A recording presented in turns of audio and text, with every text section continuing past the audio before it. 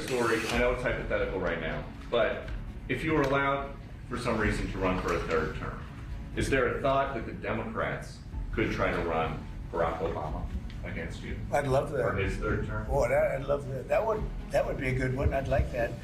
No, people. It gets to a point where you almost have to laugh, right? Just to stop yourself screaming. Oh, absolutely. This absolute dumpster fire, American politics, it just keeps burning. And it's fueled by the same obsessive, frankly, unhinged nonsense. Yeah. We're talking, of course, about Donald Trump and his never-ending fixation on Barack Obama. It's really beyond parody now. It is. It's just this constant stream of grievance and, delusion.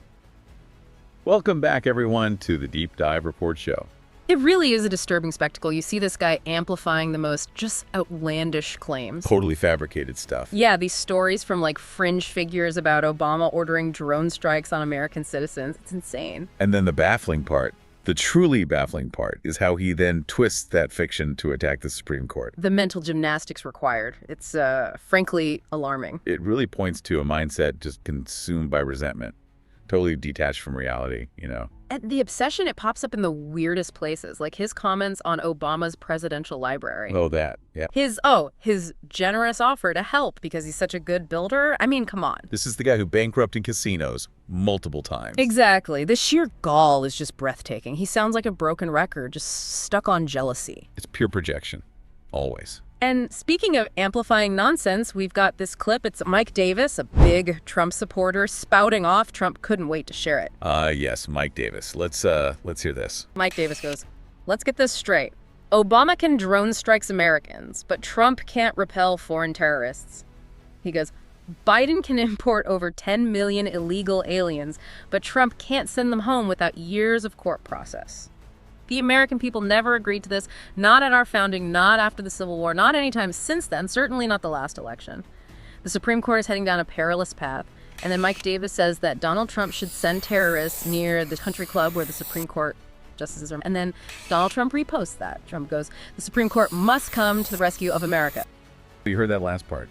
Trump reposts this guy suggesting sending terrorists near where Supreme Court justices hang out. And then adds, "The Supreme Court must come to the rescue of America." Rescue it from what, exactly? Yeah, from what? Due process. Right. The idea that you can't just make shit up and have it be law. It's incredible. This is a president openly endorsing rhetoric. Literally suggesting sending terrorists somewhere near judges. Just because he's butthurt about facing accountability. That's what it is. It's a direct assault on the judiciary, on the rule of law itself.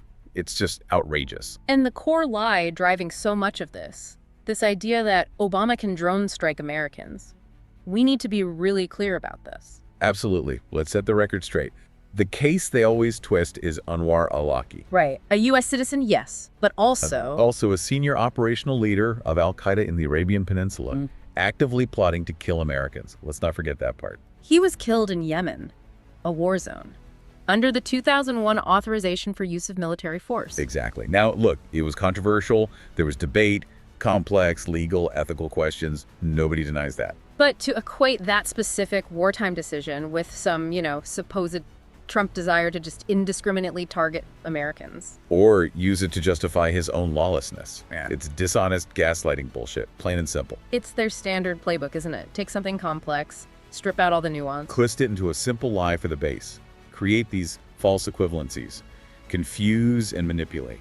And it's worth pointing out, the Obama administration actually released its legal justification for the al-Awlaki strike. Right. Some level of transparency. Can you imagine the Trump camp doing that? Not a chance. This constant peddling of pure misinformation, it's just dangerous. It absolutely is. And this pattern, this obsessive attacking, it just keeps going. Look at Trump's bizarre focus on Obama's presidential library. Oh, God. The library again. He actually offered his help building it. Because he's a good builder. Yeah. The irony, considering his history of business failures, bankruptcies, it's almost unbearable. Let's just play this clip of his unsolicited, totally unfounded critique. Okay, here it is. President Obama, and if he wanted help, I'd give him help because I'm a really good builder and I build on time, on budget. He's building his library in Chicago. It's a disaster. And he said something to the effect, I only want DEI, I only want woke. He wants woke people to build it. Well, he got woke people, and they have massive cost overruns, a job is stopped.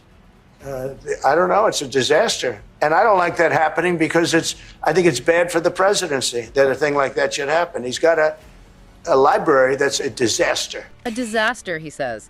Based on what evidence exactly? His claim that Obama only wants DEI and woke people. Right, the standard dog whistle. DEI, diversity, equity, and inclusion, trying to ensure fair representation. And the insinuation that that's somehow causing construction delays or cost overruns, it's just a baseless, predictable, frankly racist trope. And this is coming from the guy whose own projects were plagued by bankruptcies, exploiting undocumented workers. He wouldn't know a well-managed site if it hit him. Not a chance. It's textbook right-wing deflection, isn't it? Blame diversity for everything. It is. Now look, the Obama Presidential Center, like any huge project, has faced challenges. Costs adjusted, opening pushed to 2026 now, I think. And there was that lawsuit with a subcontractor, right? But not the foundation itself. Exactly. And the foundation denies the job is stopped.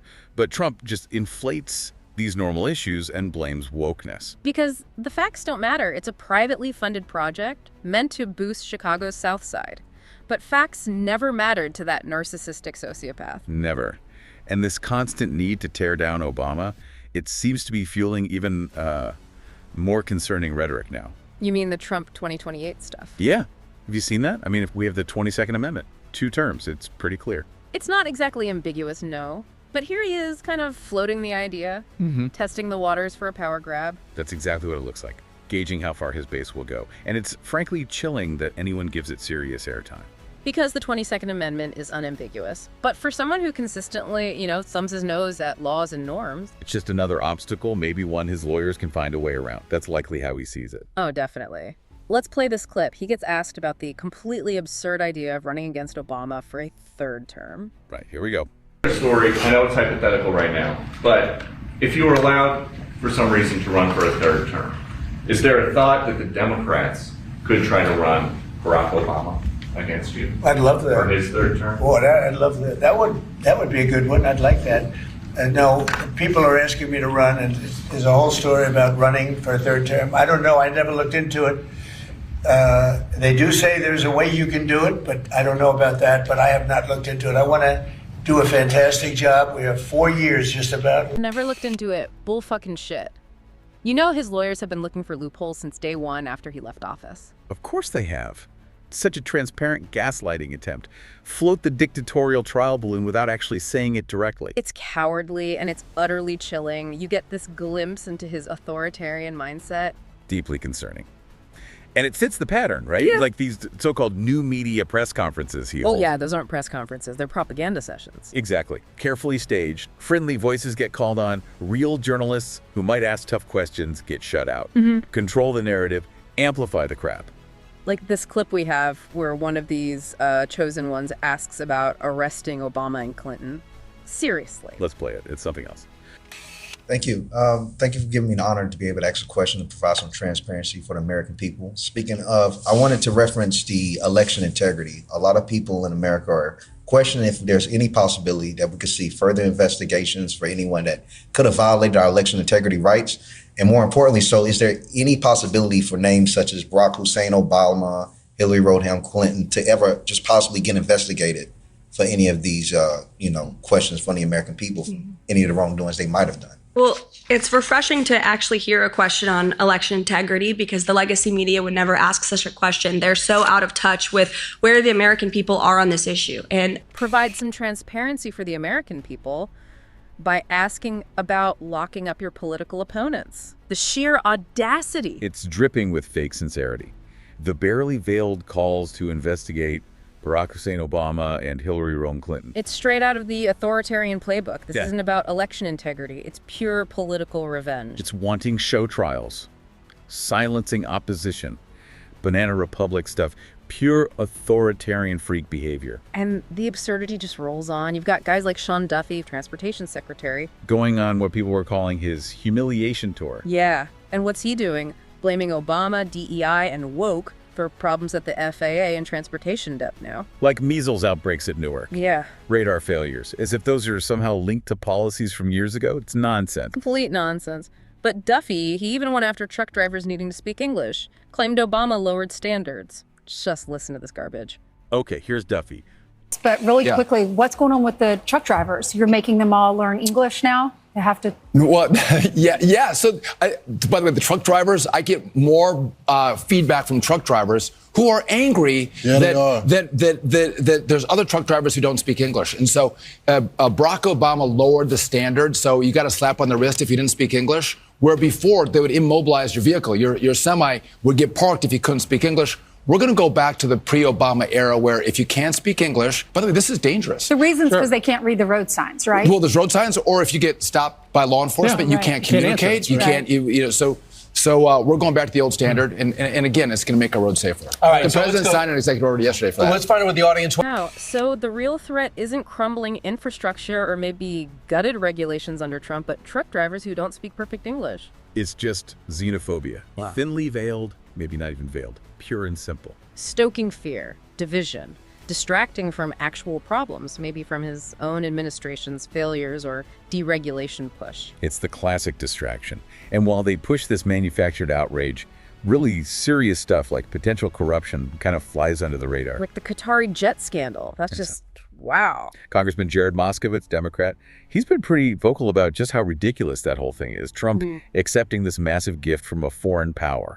The jet is peak Trump corruption. The America First guy taking a $400 million plane from Qatar. The optics are just insane. Let's hear Moskowitz break it down. Air Doha Don. I mean, I don't know what we're gonna call the plane, but obviously it's ridiculous. Can you imagine just for a second if Barack Obama had accepted a plane from Qatar? My Republican colleagues would be calling it the Barack Hussein plane. Okay, I mean, this is just the height of ridiculousness at the end of the day. Okay, who gets a plane for $400 million and thinks it's free? Okay, first of all, it's going to cost about $750 million to retrofit the plane. That's number one. Number two is we're taking a plane from a foreign country. Putin's watching this thinking, what do I get Trump? Do I get him a yacht? Do I give him a piece of Ukraine, Trump Island? This is sending all the wrong messages, which is why you're seeing Laura Loomer, Ben Shapiro, Ted Cruz, and a number of my Republican colleagues come out. And the best part of this, the swampiest thing about this entire thing is the person who issued the memo approving the plane literally is a former lobbyist for Qatar. John, you can't make it up. Air Doha Dan. That's perfect. The hypocrisy is just staggering. Imagine the Republican meltdown if Obama had done anything close to this. They'd be calling for impeachment immediately. And the detail about the former Qatari lobbyist approving it. You can't make it up. It's the whole goddamn Everglades of corruption right there. It really highlights the double standard, the projection. Trump's obsessing over Obama's library, a legitimate project. Well, he's involved in this incredibly shady deal himself. And remember the kind of stuff Obama got attacked for? Trivial nonsense, like the tan suit scandal. Oh, God. The tan suit. Don't remind me. That was a major national crisis, apparently. It's almost funny now compared to the actual abuses of power, the constant stream of scandals we see now. The manufactured outrage was just pathetic. And these are the same people, many of them, who now excuse or ignore Trump's actual, potentially treasonous behavior. Yeah. The hypocrisy is blinding. It really is. And speaking of Trump's whining, he's also been complaining constantly that he doesn't get enough respect, enough credit. For his supposed genius handling Russia and Ukraine. Right. The guy who promised peace in 24 hours, then called it a joke. His self-pity is endless. He attacks the New York Times, Peter Baker. For writing a biography of Obama that he thinks is too fawning, it just comes back to Obama always. It's pathological, this obsession. And it's such a stark contrast to, actual leadership, like the kind we saw from Obama. Looking back at everything we dug into today, the constant theme is clear, isn't it? Yeah. This relentless obsession with Obama, the twisting of facts, the blatant disregard for democratic norms, the rule of law. It's a disturbing picture. Yeah. And a stark reminder of the challenges, that you face, that we all face. Absolutely. So, look, to all of you listening, thanks for tuning in to this deep dive with us. It's crucial to stay informed, to stay engaged right now. Definitely. The stakes are incredibly high. So please, leave your comments below. Hit that like button, subscribe to the Deep Dive Report Show if you haven't already. And click that notification icon. That way you won't miss our next breaking news analysis. We'll catch you next time.